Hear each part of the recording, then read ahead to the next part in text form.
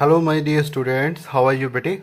So, today we are going to start a new topic that is electromagnetic induction, जिसको हम Faraday's laws of electromagnetic inductions भी बोल देते हैं बेटे.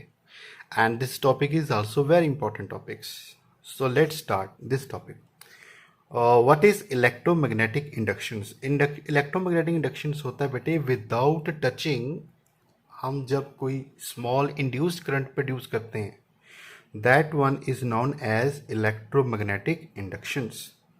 It was Michael Faraday who performed a simple experiment to show that electric current can be produced in a closed circuit without the use of electrochemical cell or battery by moving a bar magnet towards or away from the closed circuit. तो क्या हुआ बेटे, Michael फाराडे ने एक special experiment perform किया. उसने बिना battery के और बिना सेल के इलेक्ट्रिक करंट को प्रोड्यूस किया. ठीक है, कैसे? By moving A bar magnet towards and away from this one coil. तो मैग्नेट की हेल्प से उसने इंड्यूस करंट को प्रोड्यूस किया. अब हम इसको फाराडे लॉ के जो एक्सपेरिमेंट है इसको हम पहले अंडरस्टैंड करेंगे और बाद में हम इसको और स्टडी करेंगे. सो फर्स्ट ऑफ ऑल क्या है ये देखिए. हमारे पास एक होता है कॉइल होता है जिसमें क्या करते हैं हम एक इंसुलेटिंग पाइप ले लिया. फॉर एग्जांपल एक प्लास्टिक का पाइप ले लिया. ठीक है, उस प्लास्टिक के पाइप के ऊपर हमने क्या किया, एक कॉपर वायर को नंबर्स ऑफ टर्न कितने 5 टर्न्स में ले लिया. अब उसको गैल्वेनोमीटर के साथ कनेक्ट कर दिया. What was galvanometer? Galvanometer is a device which is used to detect a very small value of current. तो गैल्वेनोमीटर हम इसलिए यूज़ करते हैं ताकि ये very very small value current होगा तब उसको भी डिटेक्ट कर लेगा और उसकी डायरेक्शन को भी डिटेक्ट करता है. ठीक है, कि वो लेफ्ट साइड पे आ रहा है या राइट साइड पे आ रहा है. ठीक है, so galvanometer is a this one device that's why we use it. अब इसको किसी भी बैटरी के साथ हमने कनेक्ट नहीं किया तो फिर क्या देखा कि जैसे ही हम एक छोटी सी मैग्नेट को इसके पास लाते हैं, ठीक है, इस कॉइल के पास, तो क्या होता है कि इस मैग्नेट से नॉर्थ पोल की से में से कौन सी फील्ड बाहर आती हैं? Electric field line, sorry magnetic field line जो होती हैं वो ओरिजिनेट होती हैं from north pole and at south pole. तो मैग्नेटिक फील्ड लाइंस जो होती हैं वो एक्चुअल में इस वो कॉइल के अंदर से फ्लो होती हैं. अब जैसे ही मैग्नेटिक फील्ड लाइन इसके अंदर से क्रॉस करेंगे तो मैग्नेटिक फील्ड के परपेंडिकुलर क्या आएगा? करंट. तो हमें पता है जब मैग्नेटिक फील्ड जहाँ पे होगा वहाँ पे करंट होगा प्रोड्यूस परपेंडिकुलर डायरेक्शंस में, और जहाँ पे करंट होगा उसके परपेंडिकुलर डायरेक्शंस में क्या होता है? Magnetic field. तो यहाँ पे करंट तो नहीं है लेकिन मैग्नेटिक फील्ड तो है. इस मैग्नेटिक फील्ड की डायरेक्शन जो जाएगी नॉर्थ से साउथ, तो इस साइड इसकी मैग्नेटिक फील्ड होगी जिसके कारण इस वायर्स में स्मॉल इंड्यूस्ड करंट प्रोड्यूस हो जाएगा.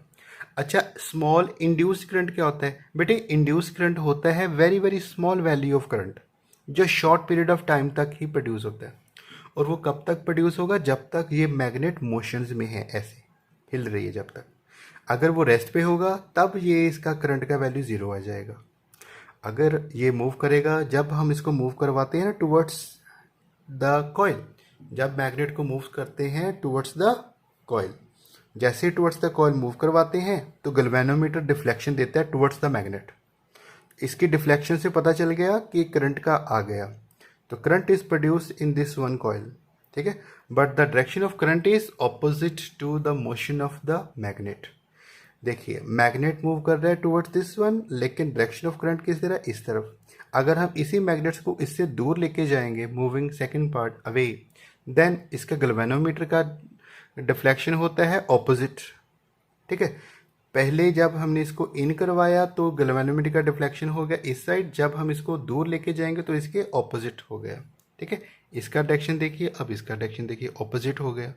ये ऑपोजिट डायरेक्शंस क्यों होती है पहले ये भी समझ लीजिए. तो बेटे ऑपोजिट डिफ्लेक्शन इसलिए होती है क्योंकि ये जो हमारे पास कॉइल है ना, तो इस कॉइल के अंदर जो इलेक्ट्रॉन्स हैं वो नहीं चाहते कि इसके अंदर कोई करंट का वैल्यूज़ आए. तो करंट का वैल्यूज़ वो नहीं चाहते तो क्या होता है, ये मैग्नेटिक फील्ड इसके अंदर से जैसे ही जाएगी तो ये करंट बनाएगी इन दिस वन डायरेक्शंस. लेकिन ये कहती है कि मैं इसके करंट नहीं बनाऊंगी, मैं अपना करंट बनाऊंगी. तो उस मैग्नेटिक फील्ड को रोकने के लिए ये जो वायर है ना, इस वायर के अंदर ऑपोजिट, इस वायर के अंदर क्या है, इलेक्ट्रॉन्स होते हैं, आपको पता है कंडक्टर्स वायर है, तो कंडक्टर वायर्स में इलेक्ट्रॉन्स होते हैं, तो उसकी वो अपने आप को ऑपोजिट डायरेक्शंस में घुमाते हैं ताकि वो अपना एक करंट बनाए जो इसके मैग्नेटिक फील्ड से बन रही करंट के ऑपोजिट हो, ठीक है, जिसके कारण उसके डायरेक्शन होगा opposite to this one magnet के साथ। तो क्या होता है फिर कि इसकी डायरेक्शंस होती है इन दिस वन डायरेक्शंस। इसी मैग्नेट को जब ये दूर जाता है तो दूर जाते समय क्या होता है कि इसकी जो करंट होगी वो फिर ऑपोजिट डायरेक्शंस में मूव करती है, ऑपोजिट डायरेक्शन में मूव करेगी तो फिर से डायरेक्शंस उसका चेंजेस हो जाएगा, ठीक है। अब हम थोड़ा सा और स्टडी करते हैं इसको आगे। तो फर्स्ट हम करेंगे Faraday's connected a coil of wire with a sensitive galvanometer. When a bar magnet with its north pole facing the coil has moved towards the coil, galvanometer show deflection. जैसे ही इसने इसकी तरफ मूव करवाया तो galvanometer ने show किया deflections को। Deflection in a galvanometer was also observed when the bar magnets moves from south pole facing coil towards the coil. तो दोनों टाइम ही मिलेगी, चाहे नॉर्थ पोल इस साइड हो चाहे साउथ पोल हो, दोनों ही साइड पे इसका मूव करवाएंगे ना, इसके पास लगाएंगे, then galvanometer will show the deflections. When the bar magnet was moved away from the coil, again galvanometer show deflection but now in opposite directions, ठीक है। तो अगर हम इसको मैग्नेट्स को अवे लेके जाएंगे तो गैल्वेनोमीटर डिफ्लेक्शन तो शो करेगा बट इन ऑपोजिट डायरेक्शंस, ठीक है। Then after when the bar magnet was stationary, अगर इसको स्टेशनरी रखेंगे then galvanometer show no deflections, stationary हो जाएगा, नो डिफ्लेक्शंस, कोई डिफ्लेक्शन नहीं होगा, नो करंट इज प्रोड्यूस्ड। तो फाराडे ने बताया व्हेन एवर मैग्नेटिक फ्लक्स, इसका जो फ्लक्स, जिसकी जो फील्ड लाइन जो बाहर आती है ना उसको हम फ्लक्स के नाम से जानते हैं।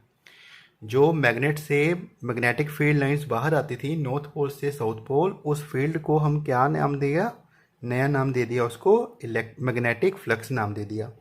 वो मैग्नेटिक फ्लक्स जब इसके साथ लिंक अप होता है, ठीक है, तो चेंज होगा ना, तो उसका इंटेंसिटी जब चेंजेस होगा विद रिस्पेक्ट टू टाइम, ठीक है, then induced current produced in the coil.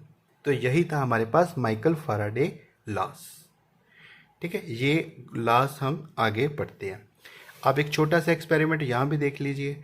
जब नॉर्थ पोल है, this one is south pole, इसको हमने अंदर मूव करवाया तो इसकी डिफ्लेक्शन किस तरफ हो गई करंट का, towards this one, towards the directions of a coil magnet, and whenever the magnets move outward then deflection is also outward. So this is also another experiment. Let's see the next part. Okay, so in this part more explanation part में हमारे पास और दो diagram given है। जब हमारे पास magnet क्या होगा, stationery, then stationery magnet होगा तो कोई भी मैग्नेटिक फ्लक्स जो होगा इसका वो चेंजेस नहीं होता। अगर चेंजेस नहीं होगा तो गैल्वेनोमीटर शो जीरो डिफ्लेक्शंस, तो करंट का वैल्यू जीरो आएगा।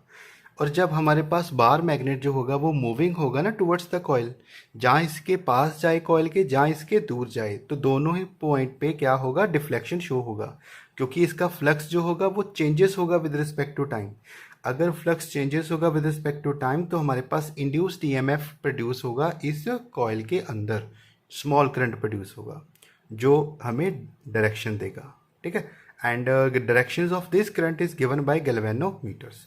और बेटे आपने इसमें गैल्वेनोमीटर का ये भी डेफिनेशन नोट कर लीजिए। Definition, galvanometer is a device to detect small current flowing in the electric circuit. बाकी ये जितना भी थ्योरी पार्ट मैंने दिया है इसमें एक्सपेरिमेंट नंबर 1, 2, 3 इसको नोट आपने नहीं करना।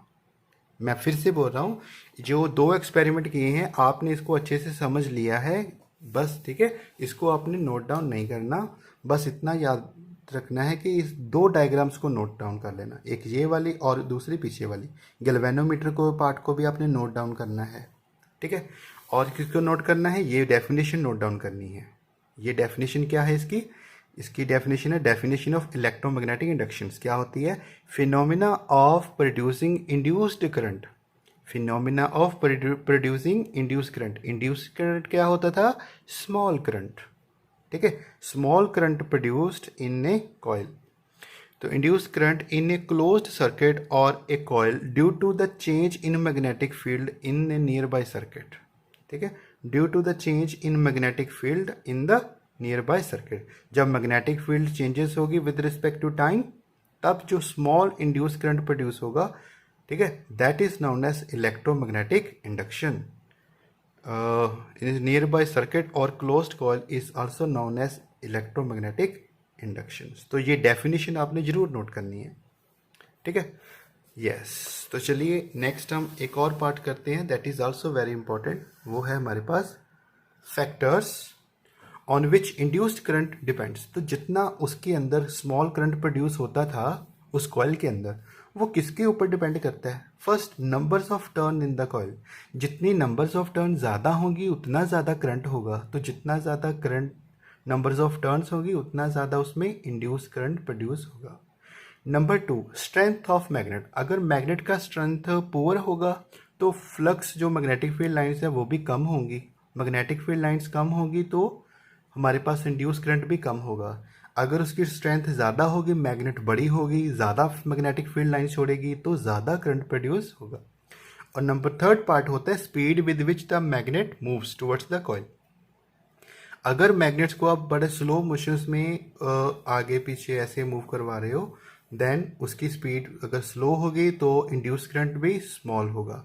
अगर आप उसको वेरी क्विकली, बहुत ही फास्ट अगर आप उसको मूव करवाते हो आगे पीछे उस कॉइल के अंदर, then a large value of induce current will produce, ठीक है। अगर आप उसको वेरी क्विकली मूव करवाते हो तो लार्ज करंट प्रोड्यूस होगा। तो 3 फैक्टर है जिसके ऊपर इंड्यूस करंट डिपेंड्स करता है, ठीक है बेटे। ये तीनों फैक्टर्स आपने नोट डाउन करने हैं अपनी फेयर कॉपी के ऊपर। These all are very important. Next हमारे पास टॉपिक है directions of induce current in a conductors. अब ये टॉपिक्स है, वे भी बहुत इंपॉर्टेंट रूल है। हमने देखिए अभी तक बेटे 3 रूल्स किए हैं। एक था फ्लेमिंग लेफ्ट हैंड रूल, याद होगा आपको। एक था फ्लेमिंग लेफ्ट हैंड रूल। आज जो करने जा रहे हैं वो है Fleming right hand rule. Fleming left hand rule था, वो बताता था फोर्स के बारे में। एक था करंट, एक मैग्नेटिक फील्ड, और थर्ड कंपोनेंट था फोर्स। जब हम बात करेंगे ना फ्लेमिंग राइट हैंड रूल की, तब क्या बात करेंगे? फोर्स की जगह हम मोशन की बात करेंगे, बाकी सारा कुछ सेम ही रहेगा। फिर से सारा फॉर्मूला बिल्कुल सेम रहेगा, बस एक ही जो थर्ड कंपोनेंट होगा उसको हमने चेंज कर देना है। उसको पहले हम फोर्स कहते थे, अब हम उसको बोलेंगे मोशन। बाकी सारी डेफिनेशन सेम ही होगी। स्ट्रेचिंग द राइट हैंड, क्योंकि वो फ्लेमिंग लेफ्ट हैंड था, तब हम फ्लेमिंग के लेफ्ट हैंड को स्ट्रेच करते थे। अब ये फ्लेमिंग का राइट हैंड हो गया तो राइट को कर लो। Stretching the right hand such that first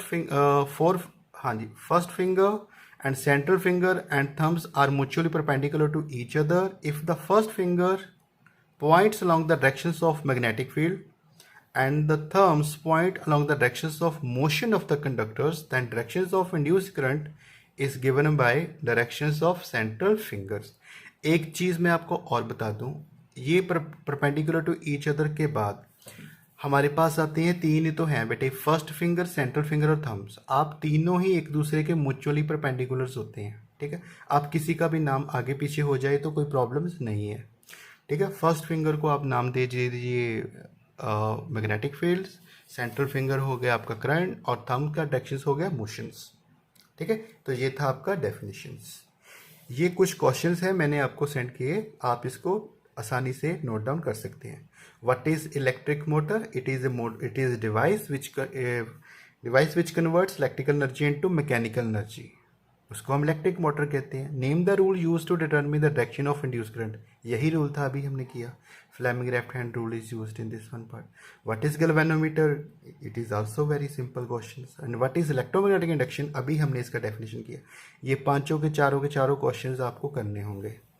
और भी आप ये भी यूज़ कर सकते हो, what would be the observe if bar magnet is held stationary inside the coil. अगर बार मैग्नेट जो होगी वो स्टेशनरी होगी तो फिर क्या आएगा? Then no current is produced in the coil, कोई भी करंट नहीं होगा।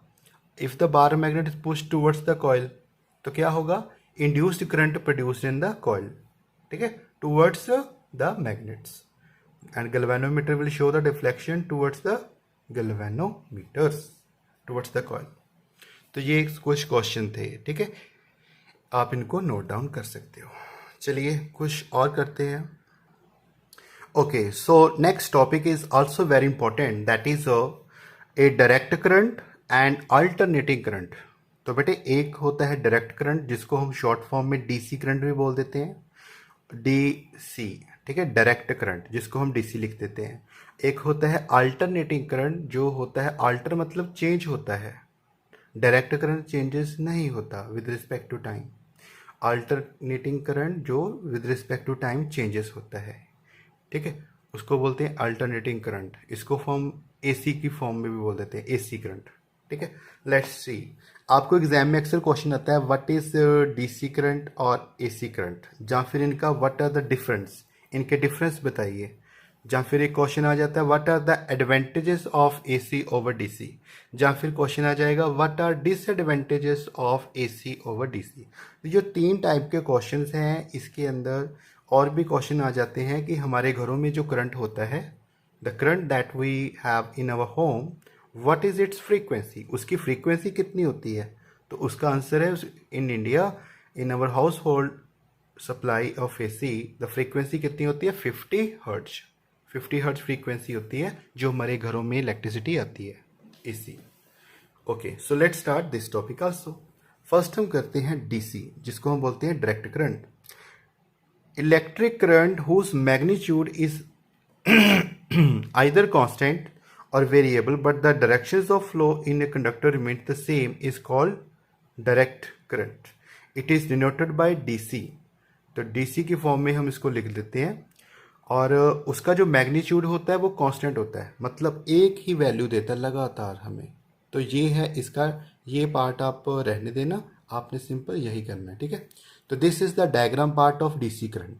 तो डीसी करंट देखिए लगातार सेम ही होगा टाइम के साथ। जब टाइम 0 था तो इतना उसका वैल्यू था वोल्टेज, इसकी वैल्यू थी, फिर से वोल्टेज सेम है, इसकी इस टाइम पे भी सेम होगा। तो डीसी में करंट के चेंजेस नहीं होता। तो this one is the diagram part. तो हम ओके और पढ़ेंगे the source of direct current. इसके सोर्स क्या आएंगे, डीसी करंट हमें कौन देता है बेटे, वोल्टेज सेल होगा, ड्राई सेल होगा, बैटरी है, सोलर सेल और DC generator. These all device give us the DC current. और देखिए, और थर्ड पॉइंट क्या है, frequency of DC current is 0। तो फ्रीक्वेंसी इसकी कितनी होती है, 0, क्योंकि ये चेंजेस नहीं होता विद रिस्पेक्ट टू टाइम। सो इसका फ्रीक्वेंसी क्या होगा, कांस्टेंट है, तो फ्रीक्वेंसी बन गया इसका 0। तो मैं अगर आपको बोलूं कि डायरेक्ट करंट या डीसी करंट के कोई 4 पॉइंट लिखिए, तो 4 पॉइंट्स क्या आएंगे। फर्स्ट पॉइंट आएगा बेटे इसका डेफिनेशन, सेकंड पॉइंट आएगा इसका डायग्राम ये वाला, थर्ड पॉइंट आएगा सोर्स ऑफ डीसी करंट ये आ गया, और फोर्थ पॉइंट आएगा इसका फ्रीक्वेंसी। तो कितने पॉइंट हो गए डीसी करंट के, 4 पॉइंट्स। क्लियर। अब ये 4 पॉइंट आपने नोट डाउन कर लेने हैं, बाकी के 4 पॉइंट हम एसी करंट करेंगे, क्योंकि अक्सर एक क्वेश्चन आ जाता है what is the difference between AC और डीसी करंट। तो आपको 4 पॉइंट डीसी के और 4 पॉइंट एसी के अगर पता होंगे तो आप आसानी से इसको कर सकते हो। चलिए अगला पॉइंट होगा हमारे पास alternating current. Alternating current, alter होता है जो चेंज हो जाए। Electric current whose magnitude change with the time, ठीक है, तो जिसका मैग्नीट्यूड क्या हो, चेंज विद टाइम, मतलब करंट का वैल्यू कभी 0 हो जाता है, कभी मैक्सिमम हो जाता है, फिर से 0, फिर से मैक्सिमम, फिर से 0, फिर से मैक्सिमम हो जाए। तो करंट का वैल्यू क्या हो रहा है, टाइम वैल्यू चेंज हो रही है with respect to time. We call this current is alternating current. Direction reverse periodically is called alternating current. तो इस करंट की जो डायरेक्शंस भी है वो भी पीरियोडिकली चेंज हो रही है। जैसे ये देखिए, ये हो गया हमारे पास करंट 0 से लेके हाफ का वैल्यू, जब टाइम कितना था, जब पूरा साइकिल कंप्लीट करता है ना यहाँ तक, तो इसको टोटल टाइम लगता था यहाँ तक इतना टाइम, तो यहाँ से लेके यहाँ तक टाइम था उसका कैपिटल टी। अब क्या होता है बेटे, देखो एक होता है इसका पॉजिटिव हाफ साइकिल और एक होता है इसका नेगेटिव हाफ साइकिल। तो इसके मिड में ये हमने टाइम ले लिया T/2, हाफ टाइम हो गया ना। हाफ टाइम में ये पॉजिटिव साइकिल किया ऊपर से नीचे, और अगले हाफ टाइम में इसने रिवर्स हो गया, इसी का रिवर्स मतलब उल्टा, that is negative half cycle, ठीक है। तो इसके एक पॉजिटिव और नेगेटिव हाफ साइकिल हमें देता रहता है। तो इसकी ये जो वैल्यूज़ है इसको नोट करने की ज़रूरत आपको नहीं है, ठीक है। दिस इज़ हाई क्लासेस में इसको करवाते हैं, +2 क्लास में। तो ये इसकी साइन वेव का इक्वेशन होता है, साइन वेव का इक्वेशन होता है I = I0 sin ω t। Omega को हम 2 पाई/t भी लिख लेते हैं, सो इसकी वैल्यू को यहाँ पुट किया है, ठीक है। और नेक्स्ट फिर क्या होता है हमारे पास 2 पाई/t, तो आपको पता है 1/टाइम को हम फ्रीक्वेंसी भी लिख लेते हैं, 1/t reciprocal of time frequency होता है, इसे लिख सकते हैं। So frequency of is equal to 1/t is called frequency of AC। Reciprocal of time period is called frequency of AC। तो फ्रीक्वेंसी AC की कितनी होती है बेटे? 50 hertz.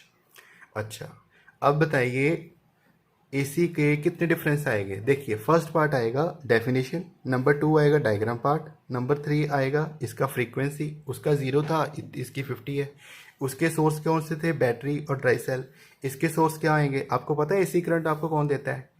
Hydro power, hydro electric जो पावर्स होते हैं, डैम्स होते हैं। नंबर 2 ये जो हमारे पास होते हैं इलेक्ट्रिक जनरेटर, ठीक है, इलेक्ट्रिक जनरेटर्स होते हैं, वो भी हमें करंट इलेक्ट्रिसिटी देते हैं। और क्या होता है? थर्मल पावर प्लांट्स होते हैं। These all are the sources of electric current. अब हम स्टडी करेंगे इसके advantages of AC over DC। जो AC करंट होता है ना बेटे, उसको हम क्या कर लेते हैं, वो DC करंट में भी चेंज हो जाता है, लेकिन DC करंट जो होता है वो AC में चेंजेस नहीं होता। तो AC करंट का एडवांटेजेस है, ठीक है।